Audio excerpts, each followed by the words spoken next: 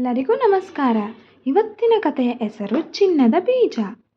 ಈ ಕಥೆಯಲ್ಲಿ ಬಡ ರೈತನಿರುತ್ತಾನೆ ಮತ್ತು ಇಬ್ಬರು ಚಿಕ್ಕಪ್ಪ ದೊಡ್ಡಪ್ಪ ಎನ್ನುವ ಮಕ್ಕಳಿರುತ್ತಾರೆ. ಕತೆ ಸ್ಟಾರ್ಟ್ ಮಾಡೋಣ. ಒಮ್ಮೆ ಒಬ್ಬ ಬಡ ರೈತನಿಗೆ 2 ಮಗುಗಳು ಇದ್ದವು, ಚಿಕ್ಕಪ್ಪ ಮತ್ತು ದೊಡ್ಡಪ್ಪ. ಒಮ್ಮೆ ರೈತನಿಗೆ ಅರಮನೆಯಿಂದ ಕರೆ ಬಂದಿತು. ರಾಜನಿಗೆ ಹೊಸ ದಣಿವಿಲ್ಲದ ಬೆಳೆ ಬೇಕು. ಯಾರು ಅದನ್ನು ಬೆಳೆಸಬಲ್ಲರೋ ಅವರಿಗೆ ಬಹುಮಾನ ಸಿಗುತ್ತದೆ. ರೈತ ಇನ್ನ 2 ಮಕ್ಕಳಿಗೆ ಒಂದು ಬೀಜ ಕೊಟ್ಟನು ಮತ್ತು ಹೇಳಿದರು, ಇದು ರಾಜನ ಚಿನ್ನದ ಬೀಜ.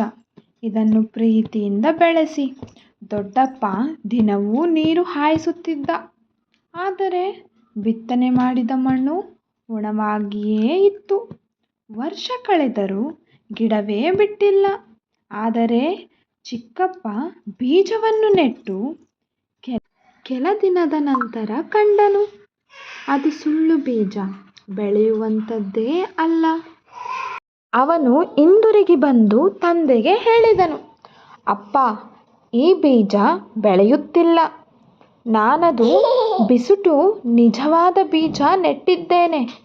ರಾಜನಿಗೆ ಸುಳ್ಳು ಹೇಳಲು ಆಗಲ್ಲ. ರಾಜನ ಮುಂದಿನ ದಿನ ಪರೀಕ್ಷೆ ಆಯಿತು. ಎಲ್ಲ ಮಕ್ಕಳು ಬೇರೆಯ ಬೀಜಗಳೊಂದಿಗೆ ಗಿಡಗಳನ್ನು ತೋರಿಸಿದರು. ಆದರೆ ಚಿಕ್ಕಪ್ಪ ಖಾಲಿ ಹುಣಸೆ ಪಾತ್ರೆಯೊಂದಿಗೆ ನಿಂತಿದ್ದ. ಅದಕ್ಕೆ ರಾಜನು ಕೇಳಿದ, ನಿನ್ನ ಗಿಡ ಎಲ್ಲಿದೆ? ಆಗ ಚಿಕ್ಕಪ್ಪ ಉತ್ತರಿಸಿದ, ಮಹಾರಾಜನೇ, ನೀವು ಕೊಟ್ಟ ಬೀಜ ಬೆಳೆಯುವುದಿಲ್ಲ. ನಾನು ಸುಳ್ಳು ಹೇಳಲು ಬಯಸಲಿಲ್ಲ. ಇದನ್ನು ಕಂಡ ರಾಜ ನಕ್ಕನು. ಇವನು ಸತ್ಯವಂತ. ನಾನು ಎಲ್ಲರಿಗೂ ಬೇರೆ ಬಿಸುಟಾದ ಬೀಜ ಕೊಟ್ಟಿದ್ದೆ.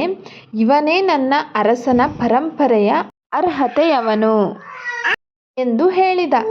ಇದರಿಂದ ಕಲಿಯಬೇಕಾದ ಪಾಠ ಏನೆಂದರೆ, ಸತ್ಯವಂತಿಕೆ, ಧೈರ್ಯ ಮತ್ತು ಪ್ರಾಮಾಣಿಕತೆ ಎಂದಿಗೂ ಸೋಲುವುದಿಲ್ಲ. ಇನ್ನಷ್ಟು ಕಥೆಗಳು ಬೇಕೇ? ಹೌದಂದ್ರೆ ನಾನು ಒಂದು ಕತೆ ಹೇಳುತ್ತೇನೆ ನೆಕ್ಸ್ಟ್ ವಿಡಿಯೋದಲ್ಲಿ. ಹೆಚ್ಚು ಕಥೆಗಳಿಗಾಗಿ ಹೌದು ಎಂದು ಉತ್ತರಿಸಿ ಅಥವಾ ವಿಷಯ ಸೂಚಿಸಿ. ಉದಾಹರಣೆಗೆ ಸ್ನೇಹ, ಪ್ರಾಮಾಣಿಕತೆ, ಕೆಲಸದ ಮಹಿಮೆ.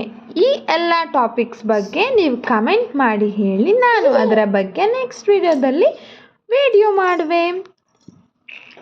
ನನ್ನ ವಿಡಿಯೋ ಇಲ್ಲಿವರೆಗೆ ನೋಡಿದ್ದಕ್ಕಾಗಿ ತುಂಬ ಧನ್ಯವಾದಗಳು. ನಿಮಗೆಲ್ಲರಿಗೂ ಶುಭವಾಗಲಿ. ಬಾಯ್ ಬಾಯ್. ನೆಕ್ಸ್ಟ್ ವಿಡಿಯೋದಲ್ಲಿ